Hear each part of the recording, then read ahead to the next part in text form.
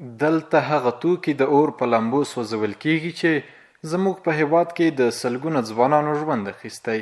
د میدان وردګ ولایت د نشه یي توکو پر وړاندې د مبارزې مدیریت مسؤلین وایي له بېلابېلو ولسوالیو شاوخوا 3742 کیلوګرامه نشه یي توکي او سلګونه بېلابېل ډوله ګولۍ راټولې او وسوځولې.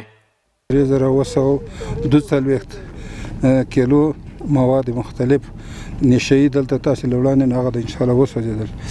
دا خو له مختلفو ولسوالیو نه د ټولو ولسوالیو نه دغه شیان راټول شوي وو. په ریښو باندې روږدي کسان تداوي سوله، اسلامي امارت تداوي کوي او د آینده لپاره هم اسلامي امارت هیڅ چاته دا اجازه نه ورکوي چې یا د دغه نشه یي توکو کښت وکړي یا قاچاق وکړي یا تجارت وکړي او یا هم دغه نشه یي توکي وکاروي.